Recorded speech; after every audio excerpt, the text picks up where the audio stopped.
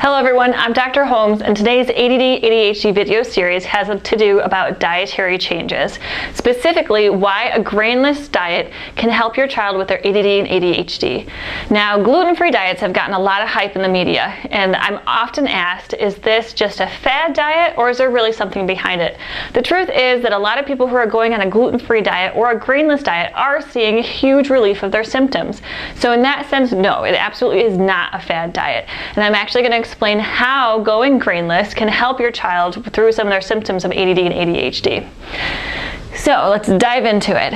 Gluten has a protein in it called gliadin. Now, gliadin is not very digestible by humans. It has a very low surface area and way too many amino acids. What happens is we're able to digest it down into oligopeptides.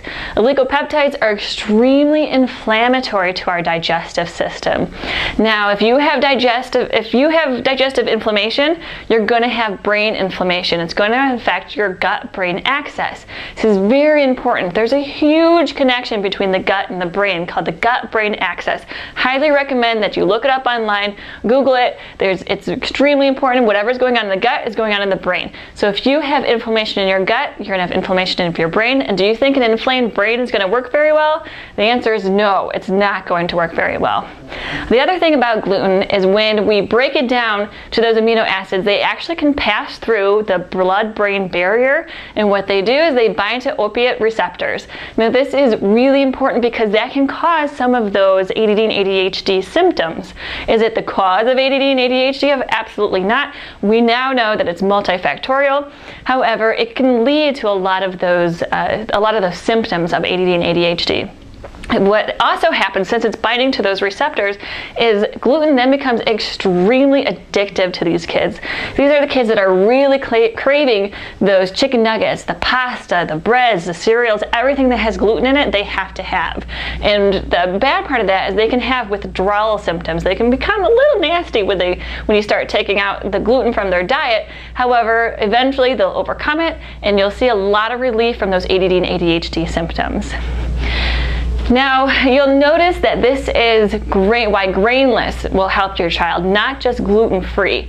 That is because biochemically, there are a lot of grains that look like gluten to our bodies. That includes millet, teff, corn, and rice. If you look on the back of any processed food that it says gluten-free on it, you're going to notice that all of these are in there. So that's why I say go grainless. Stick to meats and veggies. Go as unprocessed as you can. Now, there's the Autism Research Institute that's based out in California actually did some research that compared dietary changes to medication.